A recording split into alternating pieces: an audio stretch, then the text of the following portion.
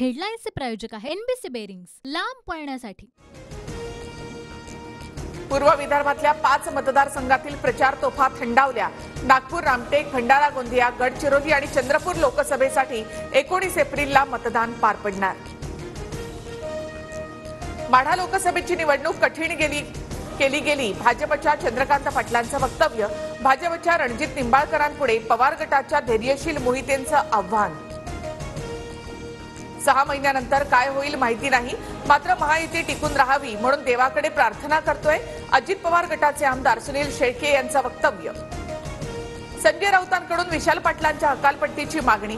बंडखोरी करून महाविकास आघाडी विरोधात कुणी काम करत असेल तर बंडखोरी करणाऱ्यांची हकालपट्टी करा, राऊतांचा काँग्रेसला सल्ला।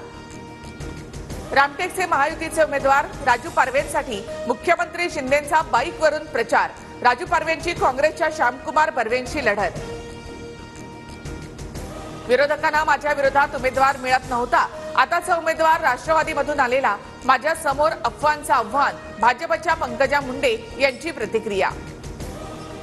प्रदेशाध्यक्ष असताना 33 महिने खूप सहन केलं, फडणवीसांना कोणत्याही क्षणी अटक होऊ शकली असती, भाजप नेते चंद्रकांत पाटलांचा दावा। पाहिजे तो निधी देतो, पण आमच्यासाठी कचा बटन दाबाल तर निधी द्यायला बरं वाटेल, नाहीतर माझा हात आखडता येईल, अजित पवारांची धमकी। अजित पवार व्यापारी, त्यामुळे ते सौदाच करणार। संजय राऊतांची अजित पवार यांच्यावर टीका, तर दादांच्या वक्तव्याचा चुकीचा अर्थ काढू नये, संजय शिरसाट यांची प्रतिक्रिया। राज्यघटनेमध्ये किरकोळ बदल करावे लागतात। नेहरूंच्या काळापासून आतापर्यंत 106 वेळा घटना दुरुस्ती, अजित पवारांचं वक्तव्य।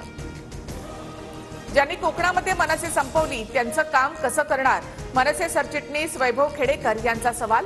तर राज ठाकरेंनी खेडेकरांना बैठकीसाठी उद्या बोलावलं। नाशिकची जागा शिवसेनेलाच मिळेल, हेमंत गोडसेंकडून विश्वास व्यक्त। तर नाशिकच्या जागेचा निर्णय 20 मेच्या आधी घ्या, भुजबळांचं उपरोधिक वक्तव्य। दुबईमध्ये अवकाळी पावसाचा धुमाकूळ, एका दिवसात वर्षभरापेक्षा जास्त पाऊस, हजारो गाड्या पाण्याखाली, तर विमानतळावरील विमानं पाण्यामध्ये। हेडलाईन्सचे प्रायोजक आहे एनबीसी बेरिंग्स, लांब पळण्यासाठी।